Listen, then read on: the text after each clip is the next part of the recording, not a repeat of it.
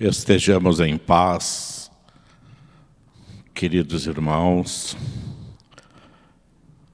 que nos abençoe o amigo incondicional de nossos dias, o meigo nazareno Jesus. Que possa fazer chegar a nós as messes de amor que nos vêm do laboratório do plano divino da vida para nos reequilibrar espiritual e fisicamente. Permaneçamos nesta paz. Vamos fazer uma reflexão sobre o livre-arbítrio e a liberdade. Uma reflexão de como nós podemos fazer bom uso do livre-arbítrio. Porque em muitas situações, refletindo, nós enxergamos, vemos, concluímos que essa tão desejada liberdade, o livre-arbítrio, ele é um pouco descolado do conhecimento teórico, cognitivo que nós já adquirimos. E nos diz Leon Denis, na sua obra magnífica, O Problema do Ser, do Destino e da Dor, que não basta crer e saber, é necessário viver este conhecimento e fazer penetrar na prática cotidiana de nossas vidas os princípios superiores que já adotamos. E assim, queridos irmãos, fazendo uma rápida linha de tempo do princípio inteligente, pelo que entendemos desde a sua criação, até alcançar o patamar do livre-arbítrio. E nos ensina a doutrina dos Espíritos que o princípio inteligente, na sua jornada multimilenária pelos reinos inferiores da natureza, como princípio inteligente, é claro, e se é que podemos dizer reinos inferiores da natureza, porque tudo que Deus criou não é inferior, é sempre superior, sempre tem um grande objetivo, mas é uma força de expressão. Então, o princípio inteligente passou pelo reino mineral, vegetal, animal, até chegar ao reino hominal, a caminho da angelitude. E depreendemos disso que o princípio inteligente vai gravando no seu psiquismo as leis que regem esses vários reinos. Pois quando atingirmos um patamar maior de evolução, de esclarecimento, necessitaremos de ter esse conhecimento à nossa disposição. E entendemos que a pedagogia divina faz com que vivenciemos na prática cada ensinamento. O espírito imortal não agrega em seu patrimônio espiritual o conhecimento por osmose. Nós vivenciamos cada etapa desse aprendizado no dia a dia. Quando nós atingimos a fase hominal, passamos a ter o livre-arbítrio, que é a liberdade de tomarmos as decisões e de nos responsabilizarmos por elas. Até chegarmos a esse momento de nossa jornada evolutiva, vemos sendo protegidos, orientados e conduzidos pelo determinismo da lei natural. Na codificação kardeciana, o Kardec perguntou aos espíritos superiores que estavam ditando as leis, as obras, enfim, na compilação da doutrina dos Espíritos, ele perguntou, na questão 621 do Livro dos Espíritos, onde está escrito a lei de Deus? E os Espíritos foram objetivos, sucinto, numa resposta rápida, disseram, está na consciência. Então, entendemos que vai sim havendo um despertamento consciencial à medida em que o espírito amadurece, cresce consciencialmente, as suas decisões, o seu livre-arbítrio passa a se coadunar com as leis naturais, a se afinar com as leis naturais.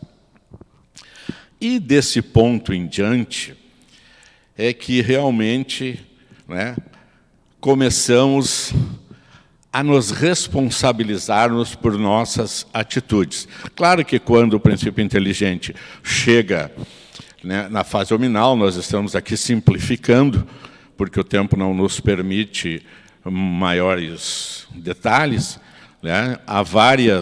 São várias etapas dessa chegada do princípio inteligente, né, na fase hominal, né? Por que a partir daí, dessa chegada na fase hominal, que o livre-arbítrio começa a se tornar importante? Porque o espírito imortal é herdeiro de si próprio. Cada pensamento alimentado, cada ação praticada, terá invariavelmente o seu retorno no mesmo teor vibracional em que ele foi emitido, em que ele foi gerado. Por quê? Porque lá, no momento da decisão que ele tomou, ficou registrado a sua impressão digital espiritual. Então, quando, dependendo do tipo de decisão que foi tomada, da ação que foi praticada, né, porque nós não podemos olhar o livre-arbítrio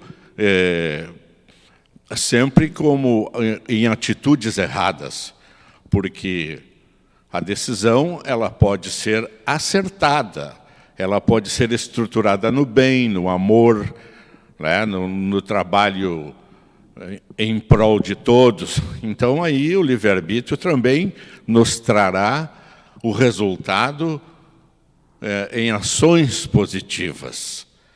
Tá?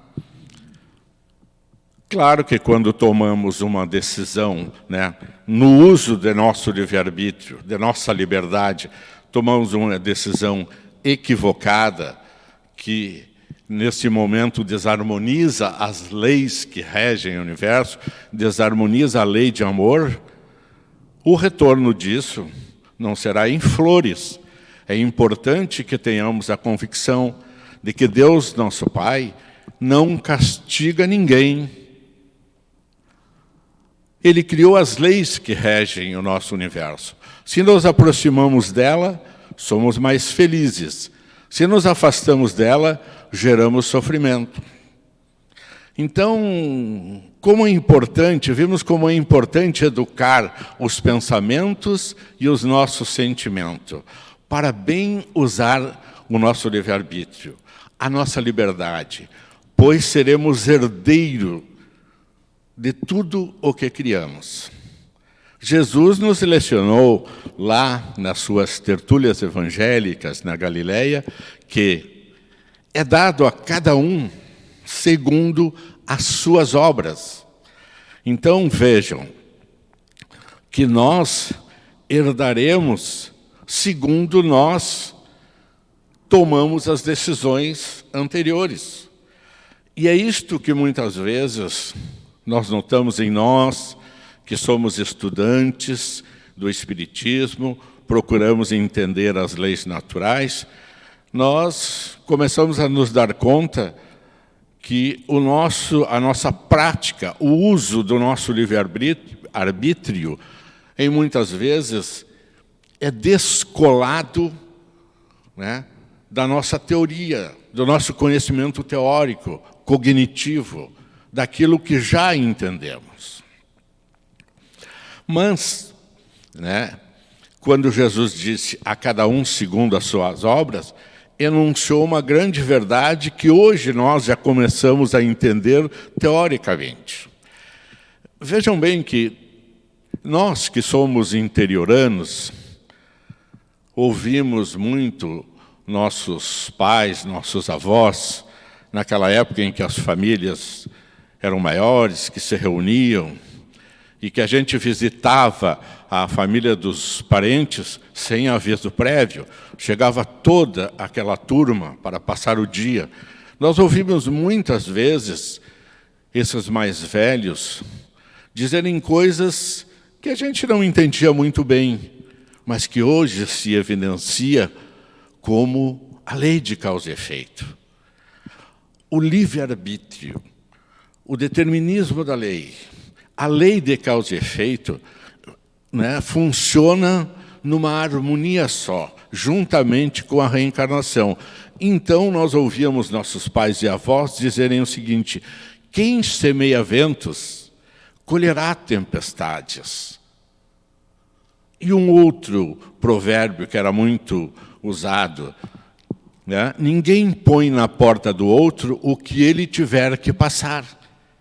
Então, vejamos, isso é o retorno do nosso livre-arbítrio usado em outras épocas. O livre-arbítrio aciona a lei de causa e efeito que age em perfeita harmonia com outra lei natural, que é a reencarnação.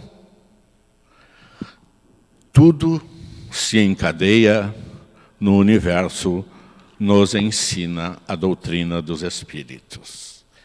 E um poeta latino já disse a Lures que não se arranca uma rosa sem que estremeça uma estrela.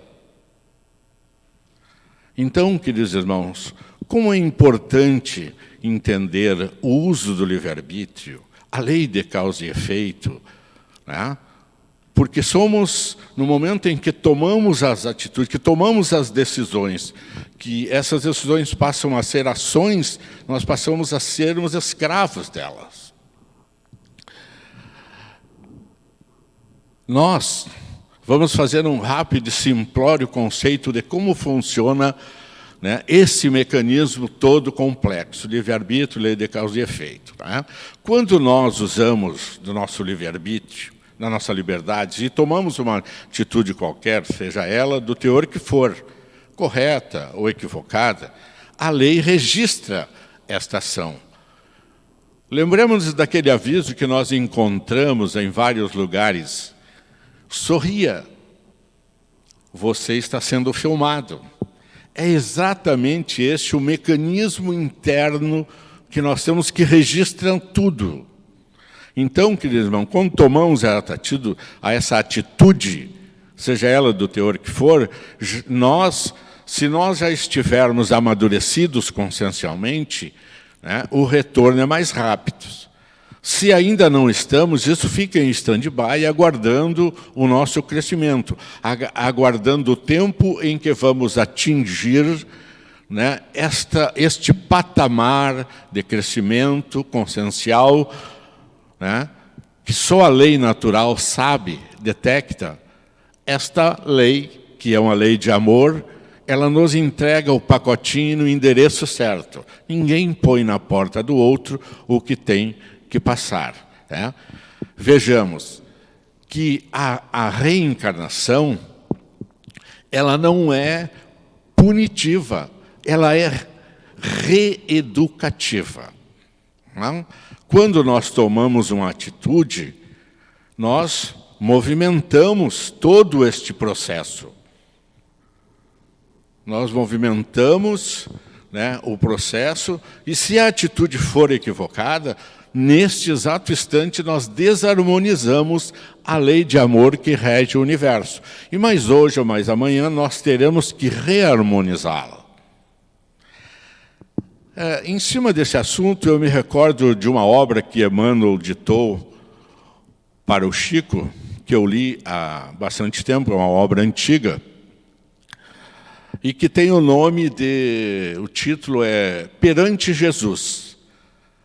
E no item, o trabalhador e a remuneração espiritual, traz justamente, nos mostra claramente esta atitude, o retorno do uso do nosso livre-arbítrio. Nos diz Emmanuel que quando a justiça divina nos procura no endereço exato, a justiça nos procura no endereço exato, pela lei de causa e efeito, em busca de nós refazermos, corrigirmos os nossos equívocos. E esta lei nos encontra trabalhando pelo bem do próximo, pelo bem social. Nos diz Emmanuel que manda a misericórdia divina suspender imediatamente a cobrança, o reajuste, porque estamos acertando, corrigindo os nossos equívocos pelo amor. Então, não há necessidade da dor, porque quando nós perdemos o prazo de corrigirmos os nossos equívocos, vem a dor como grande mestra da vida, fazer com que recuperemos aquele tempo perdido. Então vejam, queridos irmãos, que é exatamente nesse processo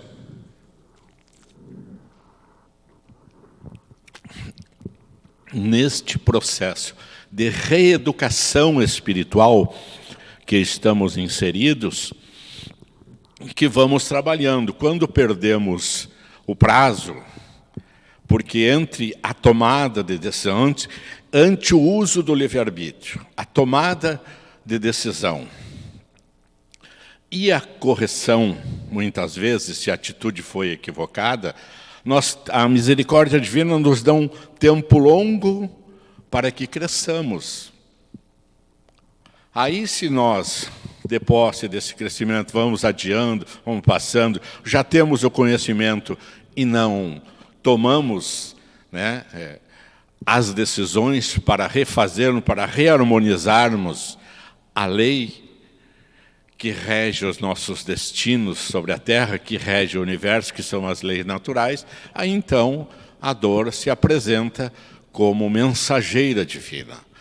Este é o uso da pedagogia divina que ela faz conosco. Nós vamos vivenciar cada etapa do nosso crescimento para aprendermos, para entendermos.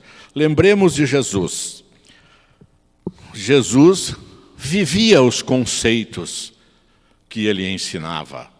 Ele não era teórico, ele era prático. Ele passava a teoria e vivenciava tudo aquilo que ele estava ensinando. E hoje, queridos irmãos, porque o livre-arbítrio tem tudo com o que estamos vivendo hoje. Novos, vendavais sopram, desafiadores, sobre a nossa morada terrena. Fruto de decisões que tomamos equivocadamente no passado, que hoje vem desaguar no nosso presente, no nosso aqui, no nosso agora. E às vezes nós ficamos ouvindo, como estão nas redes sociais, nós ficamos vendo e ouvindo que algumas religiões dogmáticas dizem que isto que hoje estamos vivendo são um castigo de Deus. Deus não castiga. Deus é um Pai de amor e de bondade. Nós, de posse, fazendo uso de nosso livre-arbítrio, tomamos as decisões e nos responsabilizamos por ela. Mas não esqueçamos de que o meigo nazareno Jesus disse que não nos abandonaria. Então, queridos irmãos, porfiemos, trabalhemos, oremos, tenhamos fé que isto também passa. Há um provérbio árabe que eu gosto muito, eu não me lembro quem disse, mas ele é muito interessante, porque ele diz assim, abre aspas, enquanto reza, vai fazendo, fecha aspas. É oração e trabalho, oração e ação. A questão 737 do Livro dos Espíritos fala em flagelos destruidores. Por que eles existem? E isto dá uma interpretação, às vezes, se nós não estivermos muito bem focados, se nós não refletirmos nos ensinamentos, porque é muito importante a reflexão em torno dos temas, para que possamos penetrar na profundidade do ensinamento. Senão nós ficamos só na parte da letra, na parte periférica, né? Então, esses flagelos destruidores, eles existem para fazer a humanidade avançar moralmente mais depressa, crescer moralmente mais depressa. Por quê? Porque talvez tenhamos até perdido tempo, perdido prazo. Então, queridos irmãos, é importante seguirmos todas as orientações da ciência e nos cuidarmos nesses momentos de dificuldade, com muita fé, com muita esperança. Mas porque nós já temos a consciência que só irão desencarnar nessa pandemia aqueles que estão programados para desencarnar ou que fizeram a sua programação junto com os orientadores espirituais responsáveis por isso, para desencarnar nesse momento. Mas há que se ter muita convicção de que não podemos ser crentes excessivamente e esquecermos o bom senso, o uso da razão. Temos que tomar todas as providências que estão ao nosso alcance, fazer a nossa parte, que a espiritualidade fará a dela.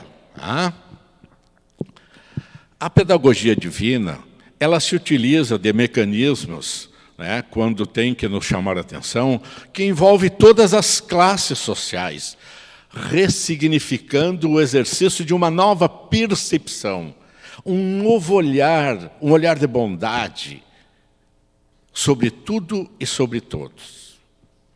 Por quê? Porque ninguém conseguirá ser uma ilha de felicidade cercada de miséria e sofrimento por todos os lados. A humanidade está sendo chamada a reavaliar os seus valores de fraternidade, de humanidade. Está sendo chamada a reavaliar o uso do seu livre-arbítrio.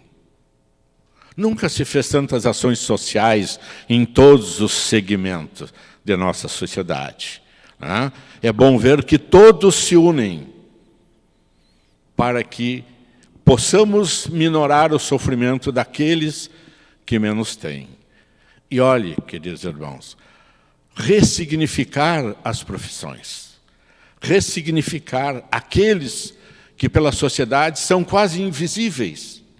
Exemplo disso, o entregador, aquele que vem nos trazer o alimento que se tornou tão importante, que está lá na frente do trabalho, se expondo, claro, para sobreviver, mas para nos dar o conforto de ficarmos no recinto do nosso lar, protegidos.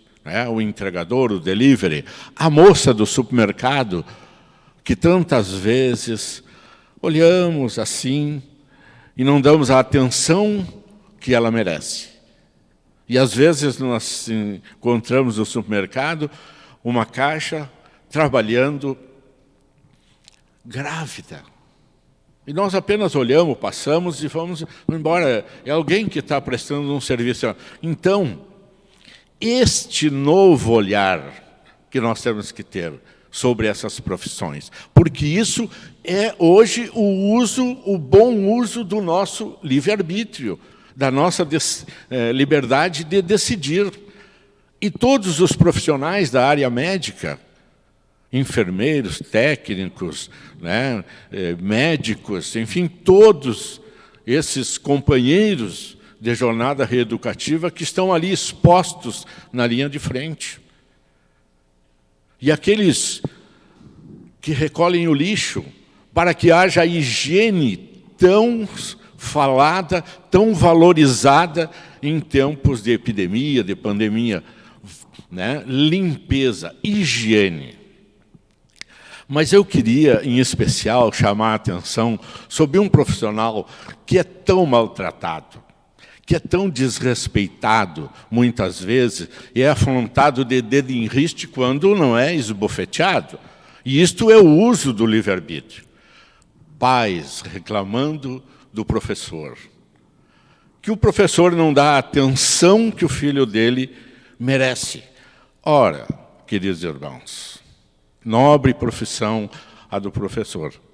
Com 30, 40 ou 50 alunos dentro de uma sala de aula, né, do ensinamento, do ensino público. Às vezes crianças mal alimentadas, mal ajustadas, porque vêm de um lar reajustado, e o professor é o que tem que fazer o que o pai deveria fazer, que é a educação.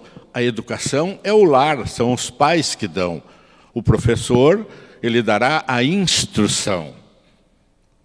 Então, queridos irmãos, nós estamos vendo nas redes sociais e recebendo informações de que tem pais desesperados para que as aulas reabram, para que eles possam transferir para os professores os seus filhos, porque eles não aguentam 1 ou 2 dentro de casa 24 horas. Então, é esse olhar, né? Ressignificar isto é muito importante. Estamos sendo testemunhas oculares de um acontecimento que marcará indelevelmente os 2 planos da vida. O mundo não será mais o mesmo, e nem nós, queridos irmãos. Né? Tudo será diferente. O momento é de profunda reflexão, de reavaliação de nosso livre-arbítrio, de nossa sociedade. Vejamos, né, que 1 ano, 2 anos, já faz algum tempo que nós estamos convivendo, né, com botes de refugiados fugindo, procurando uma vida melhor e não consegue desembarcar nos portos porque não são aceitos. Decisões, uso do livre-arbítrio de quem dirige um país. E hoje? Hoje nós vemos os transatlânticos estacionados e não tendo a permissão de desembarcar. Então vejam, classes sociais diferentes, todos estamos envolvidos. O túmulo nos torna iguais. Na pedagogia divina, o túmulo nos torna iguais. A diferença está no uso que fizermos do nosso livre-arbítrio. E este momento é um momento de viajarmos para o nosso interior. É sairmos do exterior e viajarmos para o nosso interior. Não é momento de fugirmos de nós, é momento de introjetarmos, de buscarmos o nosso núcleo, porque daí encontramos Jesus, aí encontramos Deus, quando nós nos voltamos para dentro de nós. Queridos irmãos, o tempo nos chama a atenção. Né? Gostaríamos muito de continuarmos este assunto, mas temos a disciplina do horário. E nós, muitas vezes, reclamamos, né, ou que estamos muito bem adaptados na sociedade, muito bem, tudo bem socialmente, vivendo com saúde, e de repente nos chega algo para nos tirar da área de conforto. Será que estamos bem adaptados? Para a nossa reflexão, deixamos aqui uma frase de Krishnamurti. Abre aspas. Não é sinal de saúde estar bem adaptado a uma sociedade doente. Fecha aspas. Para a nossa reflexão.